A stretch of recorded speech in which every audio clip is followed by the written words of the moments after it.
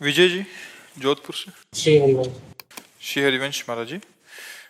महाराज जी, आप कह रहे हैं कि कृत्रिम, महाराज जी आजकल एआई का एक बहुत वो आया है कि जो भी आप उसमें डालते हैं वो एक नई दुनिया की रचना कर देता है। तो कह रहे हैं कि पहले ही मनुष्य ध्यान साधना और प्रकृति से एकदम विलग था और एक स्वप्न में एक और स्वप्न की रचना का एक माया का ऐसा जाल हो गया। तो महाराज जी इसमें हम अपने आप को कैसे, अब कलयुग ऐसा व्यवस्था करता जाएगा कि आपका मन अंतर्मुख भजन में न लगने पावे।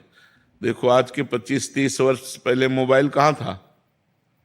किसी के पास मोबाइल ना, और सबका बढ़िया काम चलता था। अब भला बिना मोबाइल के काम चल सकता है? कैसा फांस लिया कलयुग ने। सबके पास मोबाइल, चाहे संत हो, चाहे रिक्शा वाला हो, चाहे पदाधिकारी हो, चाहे किसान हो, किसी के पास भी हो, स्मार्ट के नीचे है ही नहीं। सबके मोबाइल, दिन भर लगे रहो उसी में, ना भजन, न शास्त्र स्वाध्याय, न सत्कर्म, उसी में लगे रहो, बस मोबाइल में लगे रहो।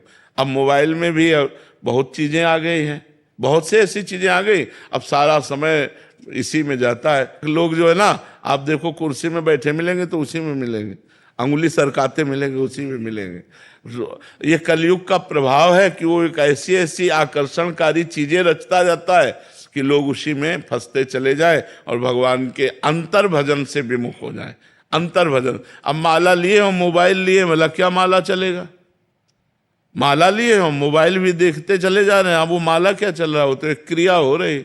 माला तो तब जो नाम जप कर रहे हैं, वही ध्यान में, वही सुन रहे और खूब आनंद से डूबते चले जा रहे, तब तो माला जप हो।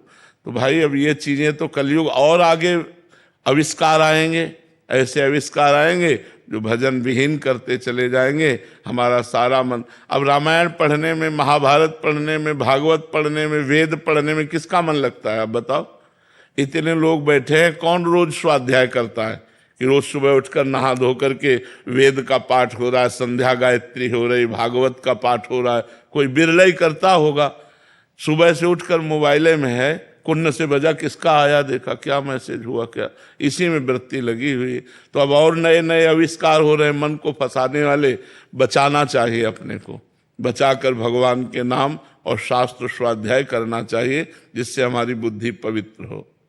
शास्त्र पढ़ते समय माला एक साथ नहीं, हमें लगता है जब शास्त्र पढ़ो तो पूरा ध्यान शास्त्र में क्या कह रहा है, वो ध्यान का विषय एकाग्र होकर, जैसे हम आपसे बात कर रहे हैं, तो अब आप एकाग्र होकर सुनोगे तभी तो पकड़ पाओगे। अगर इसमें एकाग्रता करोगे तो फिर माला में एकाग्रता नहीं हो पाएगी।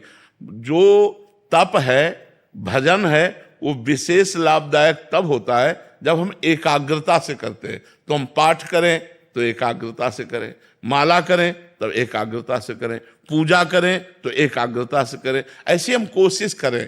अब जैसे हम रास्ते में चल रहे हैं तो हम माला जप कर रहे हैं, ऑफिस में तो माला, लेकिन जब हम भगवान की कोई बात सुन रहे हैं, संतों की कोई बात सुन, तो हमें पूरा एकाग्र हो जाना है, एक एक शब्द हमको उनका ग्रहण करना है।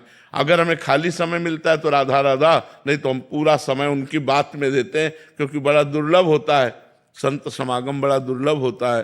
तो ऐसे ही शास्त्र स्वाध्याय जब करें तो शास्त्र क्या कह रहा है ये हमारी पकड़ में तो आना चाहिए। अगर माला भी चलाते गए शास्त्र भी, तो ना माला में एकाग्रता है ना शास्त्र में, दोनों पूर्ण नहीं हुए। तो हमको एकाग्रता पूर्वक एक एक कार्य करना चाहिए। अब जैसे सांसारिक कार्य हैं, उनमें आप माला ले सकते हो कि सांसारिक कार्य करते हुए राधा राधा राधा अगर चल रहा है, काउंटर से भी चल रहा है, बहुत बढ़िया काम। लेकिन भागवतिक कार्य में अब ठाकुर जी की पूजा कर रहे हैं तो बस फिर उसी भाव से उनके चंदन लगा रहे हैं, उनको भोग लगा रहे हैं, आरती कर रहे हैं, एकाग्रता पूर्वक। अगर मन लगा के हम करेंगे तो ज्यादा लाभ मिलेगा।